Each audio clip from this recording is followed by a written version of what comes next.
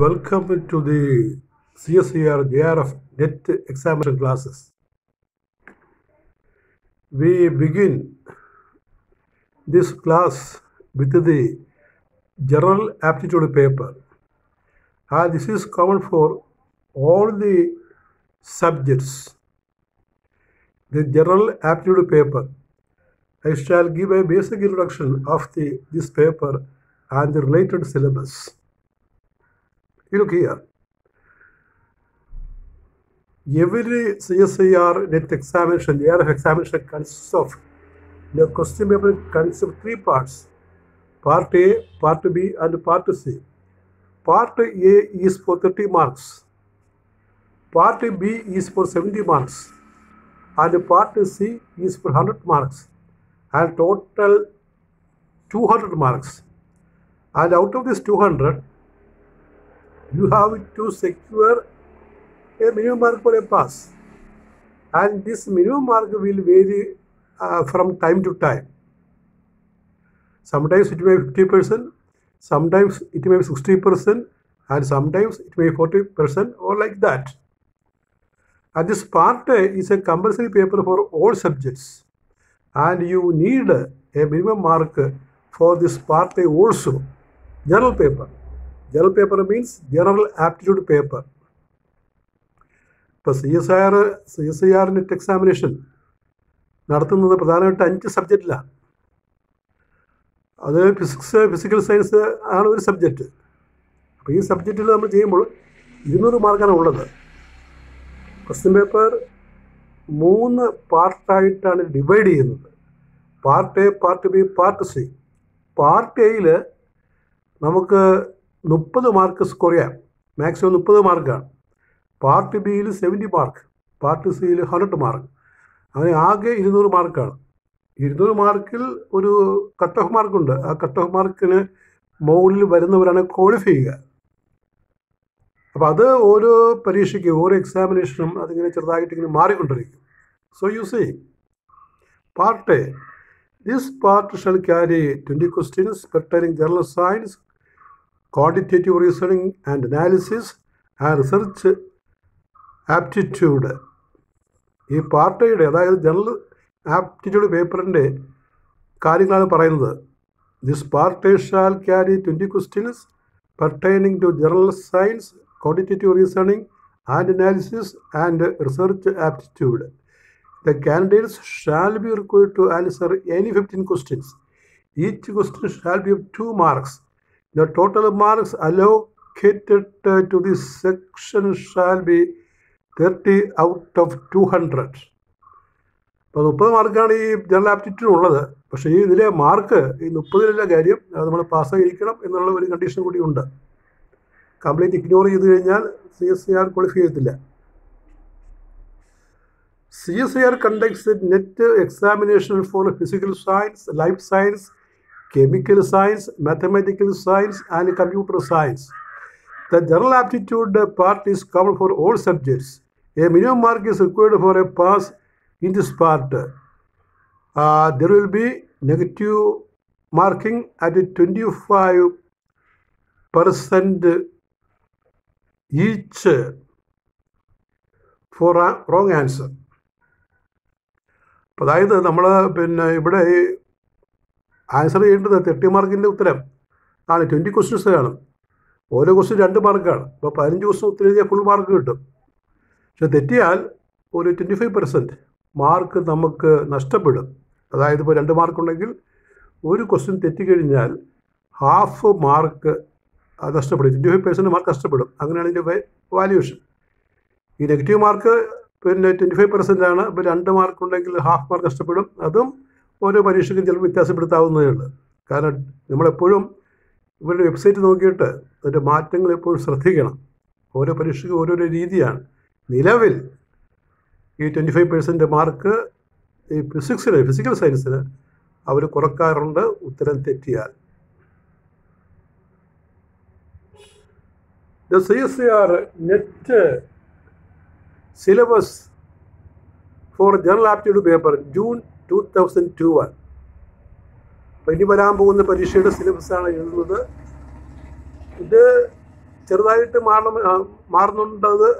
മാറുകയാണെങ്കിൽ അതറിയാൻ ഒരു വെബ്സൈറ്റ് നോക്കിക്കൊണ്ടിരിക്കുക. ഇപ്പോൾ currently the syllabus given is written here. Numerical ability, number and simplification. Numerical ability is the first part, and it consists of number and simplification, LCM and HCF, average, quadratic equations, sequence and series, surds and indices, logarithms, percentage, profit and loss, simple interest, compound interest, ratio, proportion and variation. ഇതൊക്കെ പലതും നിങ്ങൾക്ക് അറിയാവുന്നതാണ്, നിങ്ങൾ പിന്നെ school ക്ലാസ്സിലൊക്കെ പഠിച്ചതാണ്. പക്ഷേ ഇതിൻ്റെ ക്വസ്റ്റ്യൻസൊക്കെ ചോദിക്കുന്നത് അല്പം കൂടി സ്റ്റാൻഡേർഡിലാണ് ചോദിക്കുന്നത്, അല്ലാതെ തീരെ നിലവാരം കുറവായിട്ട് ചോദിക്കാറില്ല. ചില ഉത്തരം എഴുതാനായിട്ട് നമ്മൾ കുറച്ച് ആലോചിക്കേണ്ടി വരും. അപ്പോൾ ഈ നമ്പർ സിസ്റ്റവും HCF, LCM ഒക്കെ അറിയാമെങ്കിലും ചില ക്വസ്റ്റ്യൻസ് ചിലപ്പോൾ അല്പം പ്രയാസമായിട്ട് തോന്നാം. അത് നമ്മൾ ചെയ്ത് തന്നെ പഠിക്കണം. Syllabus continues. Partnership, alligation and mixture, time, speed and distance. നമ്മൾ ക്ലാസ് ഈ പ്ലസ് വണ്ണിലൊക്കെ പഠിക്കുന്ന പോലെ time, speed and distance, time and work, permutations and combinations, probability, geometry, mensuration, trigonometry etcetera. Trigonometry തന്നെ എത്ര വലിയ ഒരു പാർട്ടാണ് നമ്മൾ ഈ +2 മാത്തമാറ്റിക്സിന്. ട്രിഗണോമെട്രി വലിയൊരു ചാപ്റ്ററാണ്.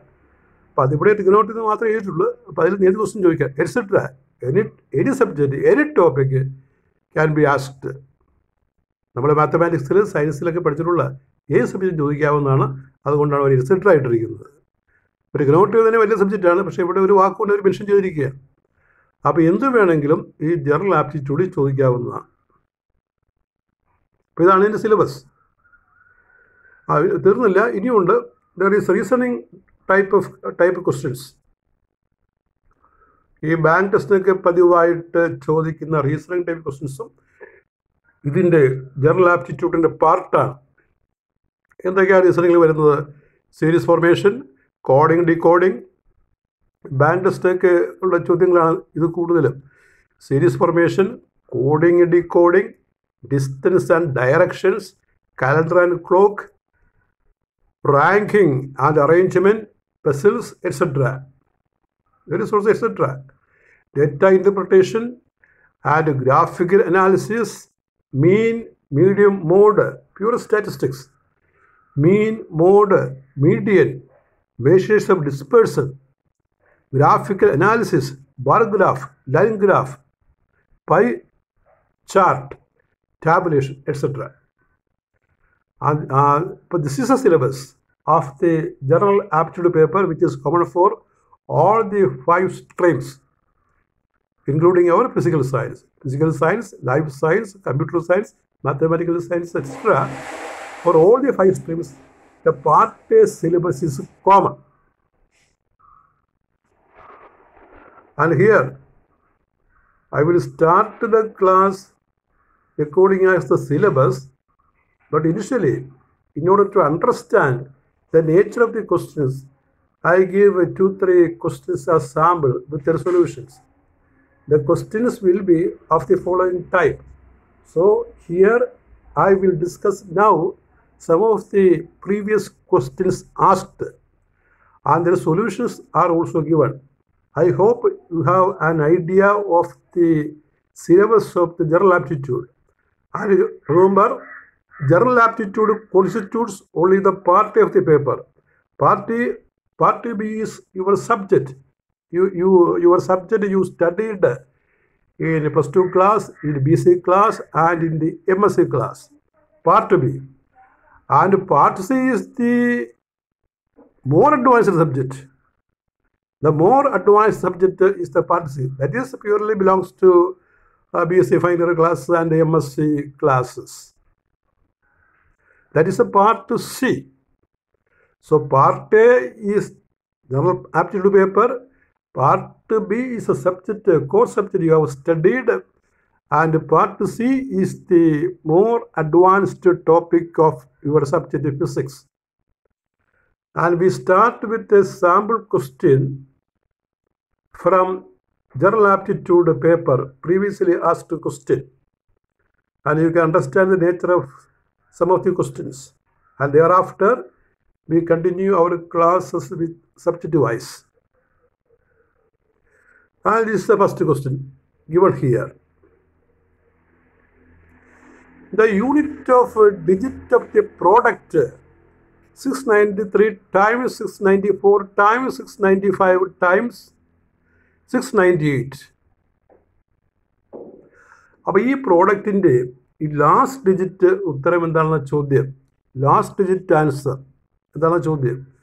അതായത് ടൈംസ് ഇൻറ്റു ആണ്, 693 ഇൻറ്റു 694 ഇൻറ്റു 695 ഇൻറ്റു 698 എന്ന് ഇവ 4 ഗുണിച്ചാൽ കിട്ടുന്ന സംഖ്യയുടെ ലാസ്റ്റ് ഡിജിറ്റ് എന്താണ്. അവിടെ ഇൻറ്റുവിന് പകരമാണ് ടൈംസ് എന്ന് എഴുതിക്കുന്നത്. ഇൻറ്റുവിന് പകരം ടൈംസ് എടുക്കുക. 693 ഇൻറ്റു 694 ഇൻറ്റു 695 ഇൻറ്റു 698. അപ്പോൾ 693 ടൈംസ് 694 ടൈംസ് 695 ടൈംസ് 698 ടൈംസ് അതിൻ്റെ പ്രോഡക്റ്റിൻ്റെ ലാസ്റ്റ് ഡിജിറ്റ് എത്രയാണ് ചോദ്യം. What's last digit of this product. Answer A 2, answer B 8, answer C 0, answer D 4. Let us check the answer. Answer is C. Answer C is given here. C is 0. And how will you check it? This is the multiplication is time consuming one, and you need not have sufficient time to multiply, but we use this technique. In a product of numbers, the unit digit is always determined by the unit digits of the product of the units digits of the numbers. Last digit മാത്രം ഗുണിച്ച് നോക്കിയാൽ കിട്ടുന്നതാണ് ഇതിൻ്റെ ഉത്തരം. Last digit മാത്രം ഗുണിച്ച് നോക്കുക. അതായത് 3, 4, 5, 8. അപ്പോൾ ഈ 4 into 3 12, 12 into 5 60, 60 into 8. Last digit is 0. Last digit is 0. The answer is 0. That is the answer. അപ്പോൾ എല്ലാം മൾട്ടിപ്ലൈ ചെയ്യാതെ നമ്മൾ ലാസ്റ്റ് ഡിജിറ്റ് മാത്രം മൾട്ടിപ്ലൈ ചെയ്താൽ കിട്ടുന്ന ഉത്തരത്തിൻ്റെ ലാസ്റ്റ് ഡിജിറ്റാണ് ഈ ക്വസ്റ്റിൻ്റെ ആൻസർ. അതുകൊണ്ട് ആൻസർ സി ആണ്. You read the answer. In a product of numbers the units digit, ഈ ഒറ്റ എന്നുള്ള സ്ഥാനം, ആദ്യ സ്ഥാനം is always determined by the units digit. നമുക്ക് കിട്ടുന്നതിൻ്റെ ആ യൂണിറ്റ് ഡിറ്റർമിൻ ചെയ്യുന്നത് ഓരോ സംഖ്യയുടെ യൂണിറ്റ് ഡിജിറ്റിൻ്റെ ഭാഗത്തുള്ളതാണ്.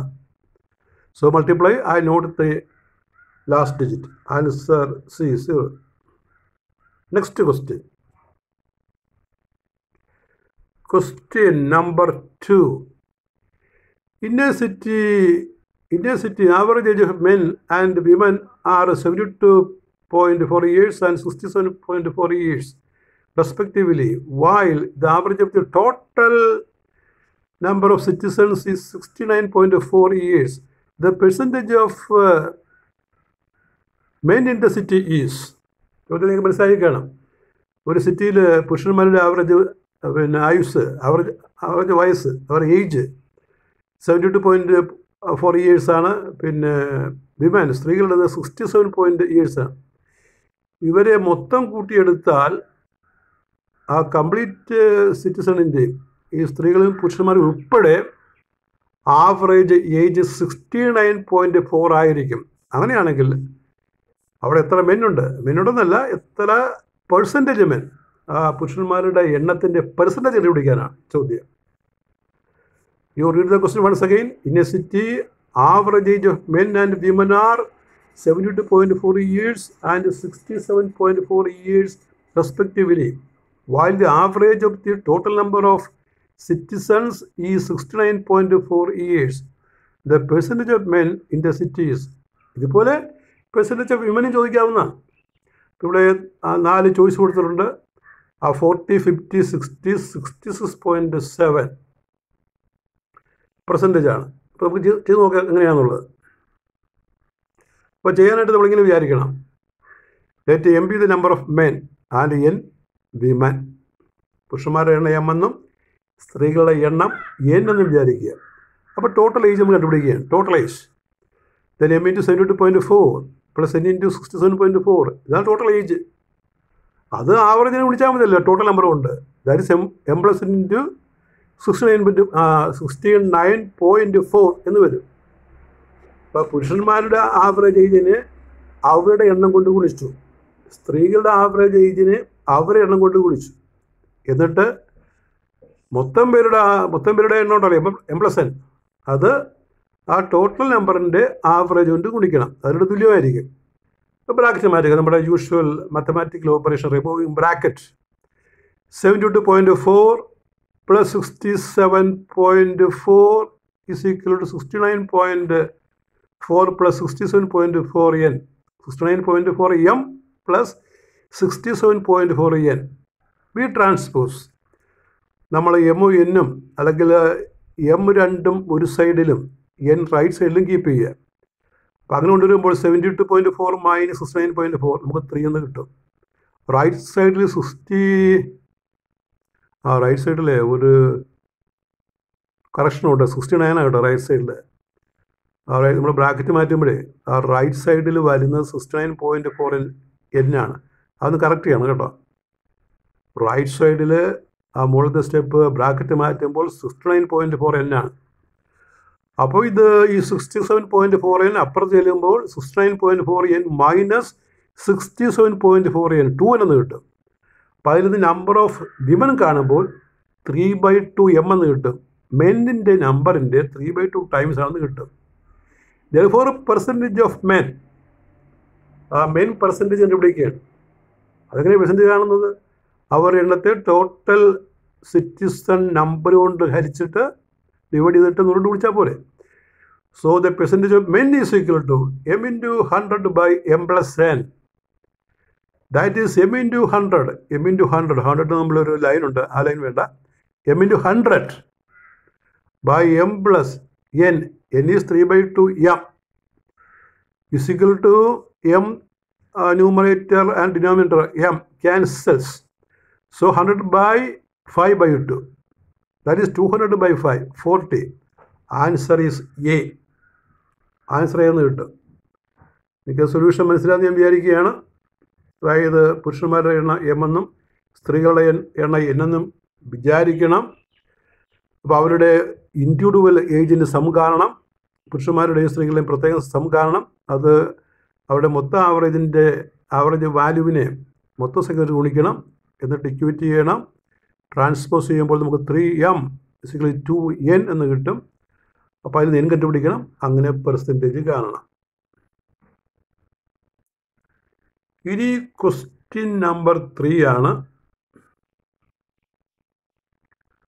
ഇത് നമ്മുടെ സിലബസിൽ പിന്നെ പല ഭാഗത്തു നിന്ന് വരുന്നതാണ്. പ്രീവിയസ് ക്വസ്റ്റ്യൻ ആയതുകൊണ്ട് നമ്മൾ ആ ടോപ്പിക് വൈസല്ല എഴുതിയിരിക്കുന്നത്. നമ്മൾ അടുത്ത ക്ലാസ്സിൽ മുതലാണ് ടോപ്പിക് വൈസ് തുടങ്ങുന്നത്. ഇത് ജനറൽ ക്വസ്റ്റ്യൻസാണ്. പ്രീവിയസ് ക്വസ്റ്റ്യൻസ് 3-4 ഡിസ്കസ് ചെയ്യുന്നത് മാത്രം. നിങ്ങളത് അറിയാൻ വേണ്ടി, നേച്ചർ അറിയാനും വേണ്ടി ആദ്യമേ തുടക്കത്തിൽ ഡിസ്കസ് ചെയ്യണം. എല്ലാം പ്രീവിയസ് ക്വസ്റ്റ്യൻസാണ്. പ്രീവിയസ് ക്വസ്റ്റ്യൻസ് പഠിക്കുക എന്നുള്ളത് CSIR പ്രിപ്പയർ ചെയ്യുന്നവരുടെ ഒരു രീതിയാണ്. കൂടുതൽ പ്രീവിയസ് ക്വസ്റ്റ്യൻസ് സോൾവ് ചെയ്ത് പഠിക്കുന്നവരാണ് ആദ്യ എഴുത്തിനൊക്കെ പാസ്സായി പോകുന്നത്. 2 angles of a triangle are 40% and 60% of the largest angle. The largest angle is 120 degree, 90 degree, 80 degree, 100 degree. അതായത് ഒരു ട്രയാങ്കിളിൽ നമുക്കറിയാം 3 ആംഗിൾ ആണ് ഉള്ളത്. ഈ 3 ആംഗിളിൻ്റെ സം എന്ന് പറഞ്ഞാൽ 180 ഡിഗ്രിയാണ്. അപ്പോൾ ഈ ഒരു ആംഗിളാണ് ഏറ്റവും വലുത് എന്ന് വിചാരിക്കണം, അങ്ങനെ തന്നിരിക്കുന്നത്. അപ്പോൾ ഈ ആദ്യ 2 ആംഗിൾ എങ്ങനെയാണ്? ഈ largest ആംഗിളിൻ്റെ 40% 60%ആണ്.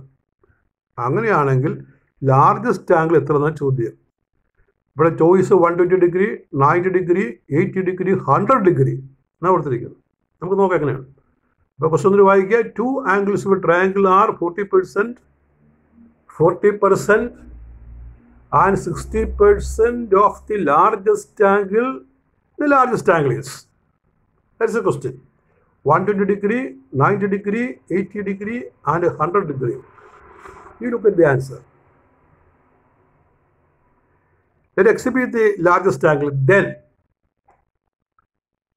let x be the largest angle, then 40% x, that is 0.4x. നമ്മൾ 40%നെ അത് നമ്മൾ സംഖ്യയാക്കി മാറ്റണം.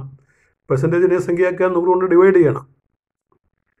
പെർസെൻറ്റേജിനെ നമ്മൾ നമ്പറാക്കി മാറ്റുന്നതിന് അതിന് കറസ്പോണ്ടിങ് നമ്പറാക്കുന്നതിന് 100 ഡിവൈഡ് ബൈ 100. അപ്പോൾ 40% 0.4 ആണ്. അപ്പോൾ 0.4x അതുപോലെ 60% 0.6 ആണ്. 0.4x plus 0.6x plus largest angle X. അങ്ങനെ 3 കൂട്ടണമല്ലോ. 3 കൂട്ടുമ്പോൾ 180 ഡിഗ്രി എന്ന് കിട്ടും. In a triangle, some of the 3 angles are 180 degrees. Sum is 180 degrees. Therefore, here 0.4x, point നിങ്ങൾ കാണാൻ നോക്കുക. 0.4x plus 0.6x plus x is equal 180 degree. How do you know? 0.4 plus 0.6, 1. 1x plus x, 2x. 2x is 180 degree. That is x is 90 degree. Answer is B. You look, answer is B. അവിടെ small B കൊടുത്തിരിക്കുന്നു, ഇവിടെ capital B കൊടുത്തത്. Confuse ചെയ്യേണ്ട. ഉത്തരം capital B എന്ന് എഴുതുന്നത് മാത്രമേ ഉള്ളൂ. സ്മോൾ ബി എഴുതിയാലും മതി, ചോയ്സിലെ പോലെ. അടുത്ത ശരിക്കും ഒരു പൈതഗോറസ് തിയറം പ്രോബ്ലമാണ്. ഈ പൈതഗോറസ് തിയറത്തിൻ്റെ ധാരാളം ക്വസ്റ്റ്യൻസ് മുമ്പൊക്കെ ചോദിച്ചിട്ടുണ്ട്. എല്ലാ പരീക്ഷയും കാണും 1-2 ക്വസ്റ്റ്യൻ പൈതഗോറസ് തിയറം. അത്തരൊരു ക്വസ്റ്റ്യനാണ് ഇവിടെ പറയുന്നത്. പ്രീവിയസ് ക്വസ്റ്റ്യനാണ്. A bird sitting at the top of a pole spots a centipede 30 meters away from the base of the pole. If the bird catches the centipede at 16 meters from the base of the pole, both moving at the same speed, the height of the pole is. അപ്പോൾ ഒരു പോളിൻ്റെ മുകളിൽ ഒരു bird ഇരിക്കുകയാണ്. ഒരു മരം വിചാരിച്ചാലും മതി. ഒരു പോളിൻ്റെ മുകളിൽ, ഒരു കുറ്റിയുടെ മുകളിൽ ഒരു ബേഡ് ഇരിക്കുന്നു. അത് ദൂരെ 36 മീറ്റർ അകലെയുള്ള ഒരു സെൻറ്റിപ്പീഡിനെ കാണും. ഒരു ഉരകം, ഒരു സ്നേക്ക് പോലും വിചാരിച്ചാൽ മതി. ഒരു സെൻറ്റിപ്പീഡിനെ കാണും. If the bird catches the centipede at 16 metre from the base of the pole, both moving at the same speed, the height of the pole is. അപ്പോൾ ഈ കുറ്റിയുടെ മുകളിലിരിക്കുന്ന ഒരു കിളി ദൂരെയുള്ള ഒരു സെൻറ്റിപ്പീഡിനെ കാണുകയാണ്. അതിരിക്കുന്നത് പോളിൻ്റെ അടിയിൽ നിന്ന്, ചുവട്ടിൽ നിന്ന് 36 മീറ്റർ അകലെയാണ്. അപ്പോൾ ബേഡ് ഈ സെൻറ്റിപ്പീഡിനെ കാണുന്നതും സെൻറ്റിപ്പീഡ് ബേഡിനെ കാണുന്നതും ഒരുമിച്ചാണ്. രണ്ടും സഞ്ചരിക്കും. ഈ സെൻറ്റിപ്പീഡ് മുന്നോട്ടും സഞ്ചരിക്കും. ബേസ് സെൻറ്റിപ്പീഡ് മുന്നോട്ട് സഞ്ചരിക്കും, ബേഡും ആ സെൻറ്റിപ്പീഡിലേക്ക് സഞ്ചരിക്കും. അപ്പോൾ രണ്ടും മീറ്റ് ചെയ്യുന്നത് ഈ ബേഡ് ഇപ്പോൾ ആദ്യം ഇരിക്കുന്ന 36 മീറ്റർ അകലെയാണ് ഇരിക്കുന്നത്. സെൻറ്റിപ്പീഡും ഈ പോസ്റ്റിൻ്റെ ബേസിൽ 36 മീറ്റർ അകലെ ഇരിക്കുന്നത്. അപ്പോൾ അത് ക്യാച്ച് ചെയ്യുന്നത്, സെൻറ്റിപ്പീഡിനെ ക്യാച്ച് ചെയ്യുന്നത് 14 മീറ്റർ അകലെയാണ്. അപ്പോൾ ഈ പോസ്റ്റിൻ്റെ ചുവട്ടിലേക്കാണ് സെൻറ്റിപ്പീഡ് റൺ ചെയ്യുന്നത്. എന്തെങ്കിലും ഓർക്കണം, രണ്ട് ഈക്വൽ സ്പീഡാണ്. ബേഡ് പറന്നു ചെല്ലുന്നതും സെൻറ്റിപ്പീഡ് പോസ്റ്റിൻ്റെ ആ ബേസിലേക്ക് കുതിക്കുന്നതും ഒരേ സ്പീഡിലാണ്. 16 മീറ്റർ അകലെ വെച്ചിട്ട് ഈ ബേഡ് സെൻറ്റിപ്പീഡിനെ ക്യാച്ച് ചെയ്യും. അങ്ങനെയാണെങ്കിൽ പോളിൻ്റെ ഹൈറ്റ് എത്ര? അതാണ് ചോദ്യം. പോളിൻ്റെ ആ കുറ്റിയുടെ കിളിയിരുന്ന കുറ്റിയുടെ ഹൈറ്റ് എത്രയാണ് ചോദ്യം. 18 മീറ്റർ, 15 മീറ്റർ, 12 മീറ്റർ, 12√2 മീറ്റർ. ഇത് നമുക്ക് ഒരു ട്രിഗ്നോമെട്രിക് ഉത്തരം വെച്ച്, ട്രിഗ്നോമെട്രിക് സൊല്യൂഷൻ വെച്ച് ചെയ്യാവുന്നതാണ്. പൈതഗോറസ് വെച്ച് ചെയ്യാവുന്നതാണ്. ഇങ്ങനെ നോക്കിയേ, അതിനൊരു പടം ഇവിടെ വരച്ചിട്ടുണ്ട്. ഇതാണ് ചിത്രം. അപ്പോൾ പോസ്റ്റിൻ്റെ ഹൈറ്റ് ഉത്തരം ഇവിടെ കൊടുത്തിട്ടുണ്ട്. 12 മീറ്റർ കൊടുത്തിരിക്കുകയാണ്. അത് നമ്മൾ കണ്ടുപിടിച്ച ഉത്തരമാണ്, ആദ്യമേ കാണുന്നതല്ല. നമുക്കുള്ള ഉത്തരം അപ്പോൾ AB ആണ് പോസ്റ്റ്, Aയിലാണ് ബേഡ് ഇരിക്കുന്നത്, സിയിലാണ് സെൻറ്റിപ്പീഡ് ഇരിക്കുന്നത്. സി കാണാനല്ലോ ബോക്സിൻ്റെ അവിടെ ഉണ്ട്. സെൻറ്റിപ്പീഡ് ഇരിക്കുന്നത് സിയിലാണ്. അപ്പോൾ 36 മീറ്റർ അകലൊന്ന് പറഞ്ഞിട്ടുണ്ട്, പിന്നെ ഒരു 16 മീറ്റർ പറഞ്ഞിട്ടുണ്ട്. ബാക്കി 3 അകലം നമ്മൾ മാർക്ക് ചെയ്യുന്നതാണ്, ഓർക്കണം. ആ 12 മീറ്റർ, 12 മീറ്റർ, 20 മീറ്റർ നമ്മുടെ ഗസ് വർക്കിൽ നമ്മൾ മാർക്ക് ചെയ്യുന്നത്. എങ്ങനെയാണ് നിങ്ങൾ മനസ്സിലാക്കണത്? ആ പടത്തിൽ 12 മീറ്റർ, 20 മീറ്റർ, 30 മീറ്റർ, അടുത്ത 20 മീറ്റർ, അതിനുണ്ട് നമ്മൾ ആലോചിച്ചെഴുതുന്ന ക്വസ്റ്റിനകത്ത് ആകെ ഉള്ളത് ബിയിൽ നിന്ന് സിയിലേക്കുള്ള അകലെ 36 മീറ്റർ എന്നുണ്ട്. പിന്നെ ബേഡ് സെൻറ്റിപ്പീഡിനെ ക്യാച്ച് ചെയ്യുന്ന അകലെ 16 മീറ്റർ ഉണ്ട്. അപ്പോൾ ഒരു കാര്യം വ്യക്തമാണല്ലോ, സെൻറ്റിപ്പീഡ് ഇരിക്കുന്നത് 36 മീറ്റർ അകലെയാണ്. ബേഡ് ക്യാച്ച് ചെയ്യുന്നത് 14 മീറ്റർ അകലെ വെച്ചാണ്, ബിയിൽ വെച്ചാണ്. അപ്പോൾ ബാക്കിയുള്ള ദൂരം 20 മീറ്റർ വരുമല്ലോ. മൊത്തം 36 ആകുമ്പോൾ ബാക്കിയുള്ള 20 മീറ്റർ വരും. അപ്പോൾ ട്രയാങ്കിൾ നമ്മൾ ABC വരക്കുമ്പോൾ ഈ BD ദൂരം 16 മീറ്ററാണ്. അപ്പോൾ DC ദൂരം 20 മീറ്റർ വരുമല്ലോ. പിന്നെ മറ്റൊരു കാര്യമുണ്ട്, ഈ സെൻറ്റിമീറ്റർ മുന്നോട്ട് ചലിക്കുന്നതും ബേഡ് താഴോട്ട് ചലിക്കുന്നതും ഒരേ സ്പീഡിലാണ്. എന്ന് പറഞ്ഞാൽ സെൻറ്റിമീറ്റർ മുന്നോട്ട് സിയിൽ നിന്ന് ഡിയിലെത്താൻ 20 മീറ്റർ ചലിക്കുകയാണെങ്കിൽ ബേഡ് ചലിക്കുന്നത് 20 മീറ്റർ ആയിരിക്കും. അപ്പോൾ ആ ഡോട്ടഡ് ലൈൻ കാണിക്കുന്നത് 20 മീറ്ററാണ്. So you understand, the bird and centimetre move with equal speed. The centimeter travels a distance 20 meter to reach at D. So the bird should also travel a distance equal to 20 meter. From the speed, same speed concept, we write distance CD as 20 and AD as 20. Now we look at the triangle. ABD triangle. In the triangle, we have 16 meter. And also we have 20 meter, hypotenuse 20 meter, base 16 meter. Apply by the first theorem. That is, instead of 12 we can imagine x. X square plus 16 square is 20 square. X square is 20 square minus 16 square. 20 square is 400. 16 square is 144. 16 square is 256. On subtracting we get 144. X square is 144. Root of 144 is 12. That is solved here. You look here. It is written here. When you see for the second time, you can read this. AB is the vertical side of the rectangle triangle. Triangle ABC with the BC as 36 meter. At point D, At point D, 60 meter away from the base, the bird catches the centipede. As the bird and the centipede moves at the same speed. That's the point, important point. Same speed for the same time when they meet. So AD is equal to D is equal to 20 meter. AB square is equal to AD square minus BD square. 20 square minus 16 square.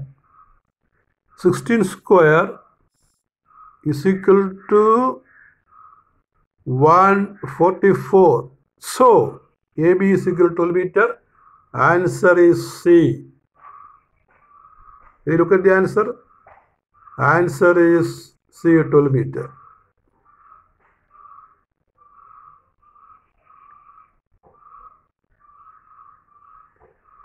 Now we see the fifth question. This is a question from geometry. Here in the triangle with the center row, in the circle with the center row, AB is a chord. AB is a chord. Then angle ACB plus angle OAB is what? Equal to what? That miss it. Then what is angle ACB plus angle OAB? Angle ACB plus angle OAB equal to, or equal sign to question mark. Question in this circle with the center row, AB is a chord. Angle ACB plus angle OAB equal to question mark. You look at the circle. O is center, AB is chord, and the two lines are drawn to meet the circumference at a point C. We have to find the value of angle ACB. ACB, that is small angle, plus angle OAB, that is angle at the bottom, angle OAB. What is the value? അപ്പോൾ ഈ ട്രയാങ്കിളിൻ്റെയൊക്കെ property അറിയാമല്ലോ. ഒരു triangle 3 ആംഗിളിൻ്റെ തുക 180 ആണ്, അതറിയാം നിങ്ങൾക്ക്. അതുപോലെ ഒരു കോറിൻ്റെ സെൻറ്ററിൽ ഉണ്ടാക്കുന്ന ആംഗിൾ തീറ്റയാണെങ്കിൽ അതിൻ്റെ പകുതി ആയിരിക്കും സർക്കംഫറൻസിൽ ആ കോഡ് സബ്റ്റൻഡ് ചെയ്യുന്ന ആംഗിൾ. അങ്ങനെ ഒരു പ്രോപ്പർട്ടി പഠിച്ചിട്ടുണ്ടല്ലോ. ഏതൊക്കെ പ്രോപ്പർട്ടിയാണ്? The sum of the three angles in triangle is 180 degree, And if a chord subtends an angle theta at the center, it will subtend theta by 2 at the circumference. Or in the reverse, if theta is the angle subtended by a chord at the circumference, then 2 theta is the angle subtended by the chord at the center. These two properties are applied in solving this parabola. So the question is, what is angle SB plus angle OAB? You see the choice.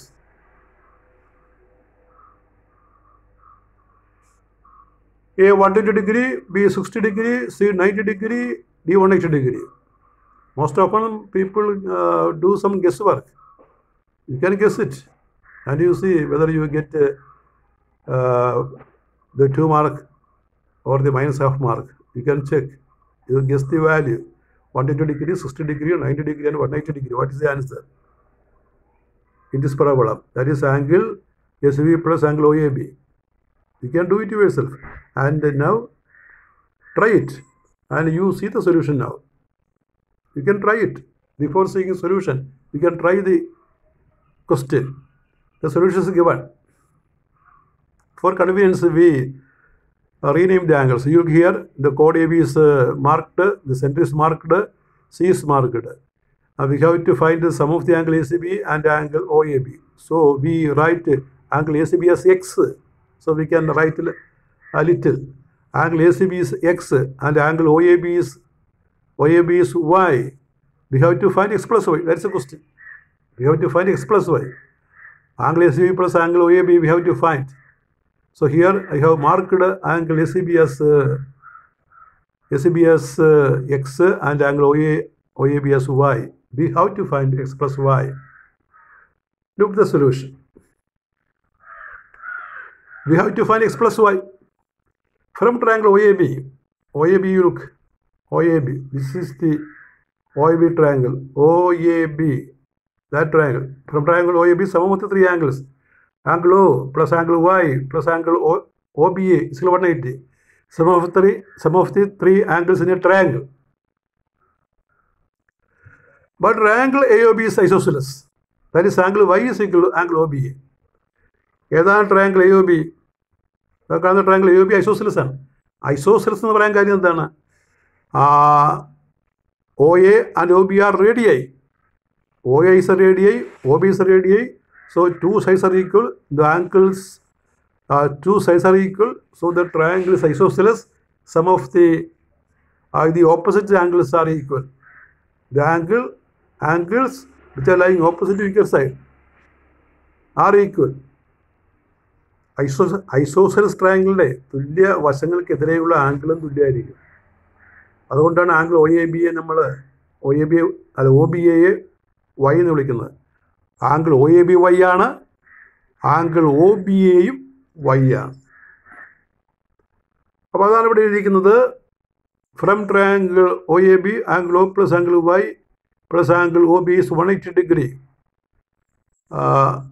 Triangle AOB is isosceles, that is y is equal to angle OBA. So we rewrite the above equation. Angle O plus y is 180 degree. And you know angle O is 2x, isn't it? That is the chord subtends an angle twice the angle ACB at O. Angle O is equal to 2x, the property of circle. You look, property of circle. If ACB is x, then angle AOB is 2x. സർക്കംഫറൻസിൽ subtend ചെയ്യുന്ന കോഡ് subtend ചെയ്യുന്ന ആംഗിളിൻ്റെ double ആയിരിക്കും സെൻറ്ററിൽ subtend ചെയ്യുക. അതുകൊണ്ട് 2x കൊടുക്കും ഇവിടെ.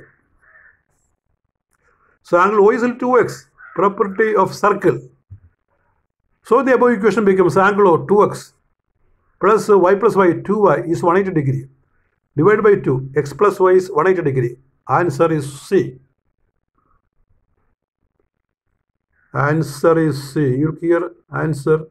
Answer is C. 90 degree. That's the proof. And with this, we conclude our first lecture.